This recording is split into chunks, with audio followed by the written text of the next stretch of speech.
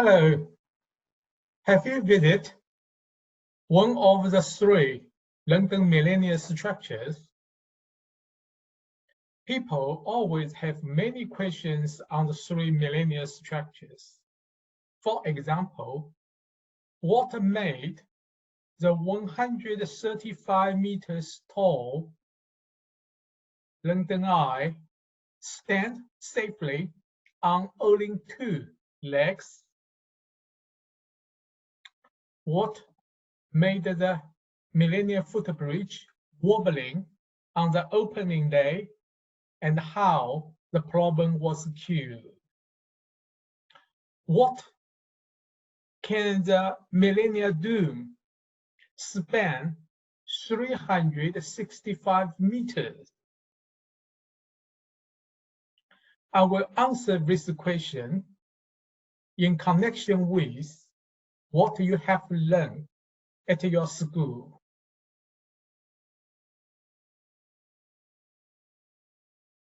We start from Millennium Dome. What does 365 meters mean?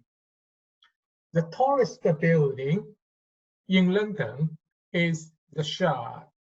That is about 310 meters. In other words, the Millennium Dome can fully contain this building.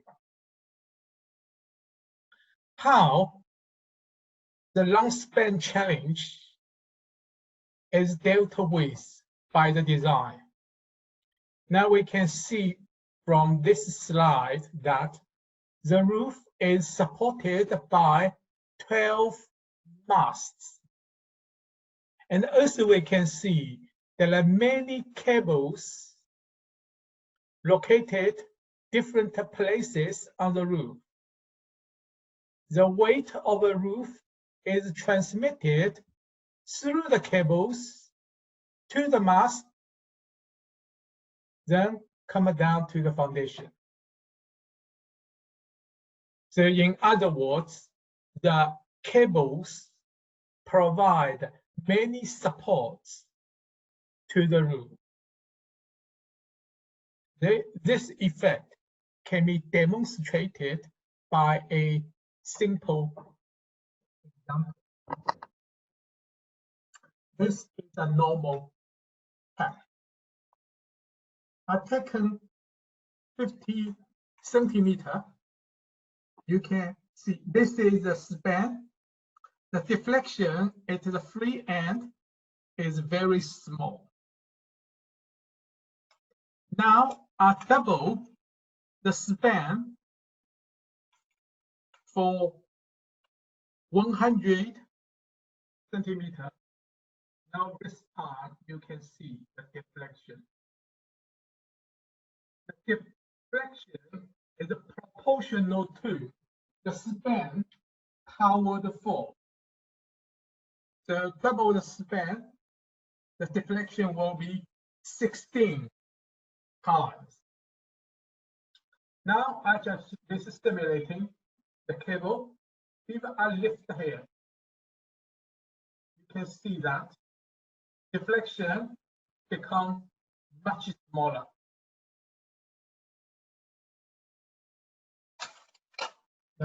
You can try this example at home.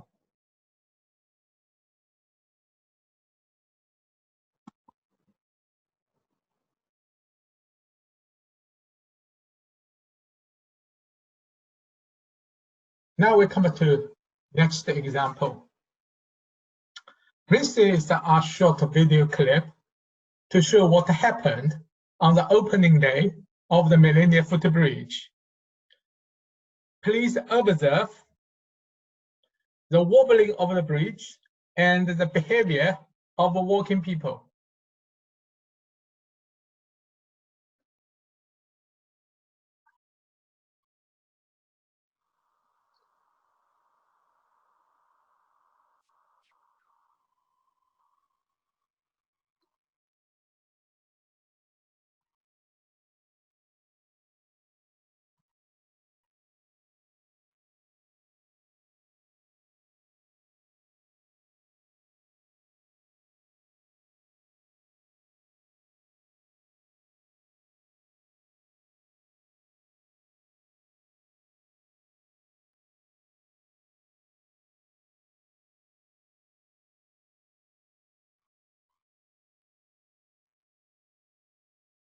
the movement of people tends to be coordinated by the vibration of the bridge.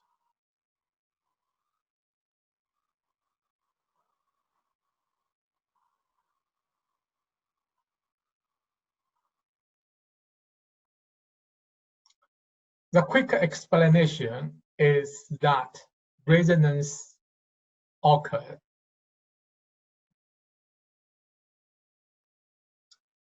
Now we look people walking. The time taken in walking from left foot to right foot is the period of walking in the vertical direction. The frequency is just the inverse of the period. If we consider the period of walking in the lateral direction, we need counting the time from left foot to left foot, which just double the period of one step. In other words, the period of walking in the horizontal direction is double of that in the vertical direction. And for the frequency in the lateral direction would be half of that in the vertical direction. This is a measurement of a walking frequency on 2 footbridges in Manchester. The walk down was by a Manchester student. So we can see that most of the people walking at 1.7 Hertz to 1.9 Hertz. If we consider the horizontal direction, just half this value, say 0.8 Hertz to 0.95 Hertz. The lateral frequency of the Millennium Footbridge where wobbling occurred is about 0.9 Hertz. So this is the reason for the resonance. Now this is another example of a resonance. You can observe, oh, sorry.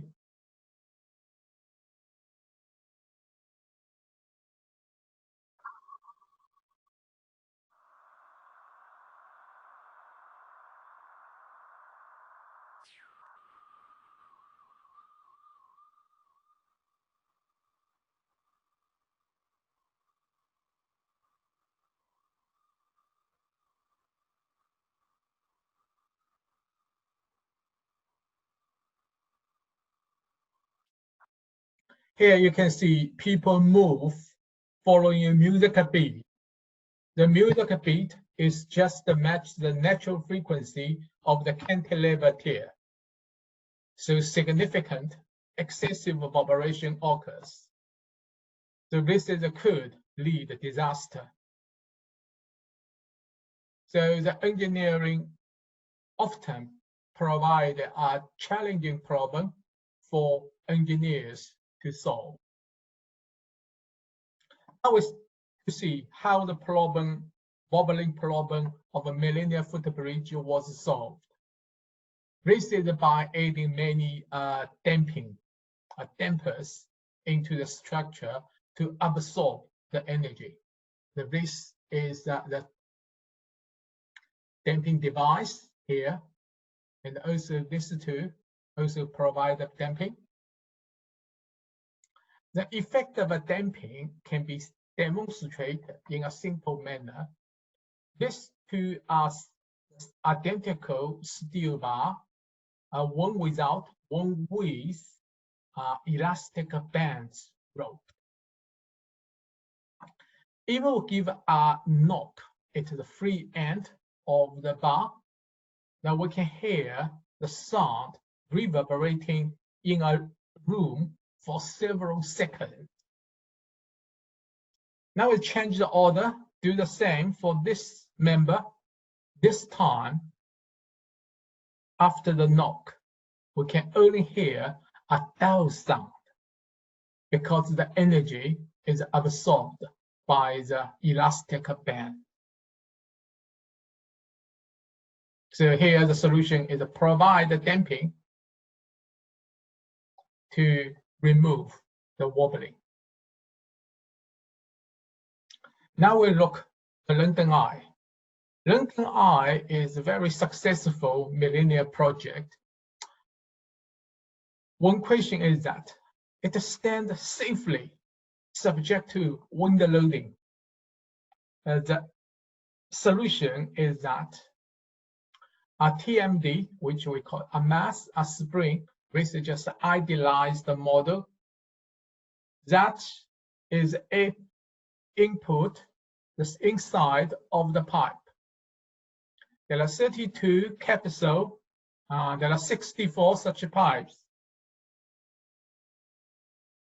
So 64 TMDs are installed, which reduce the lateral vibration about the 40 to 50%.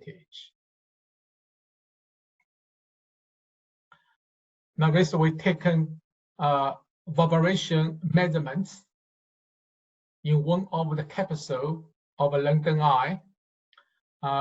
These are the accelerometers to measure the accelerations in the 3 perpendicular directions.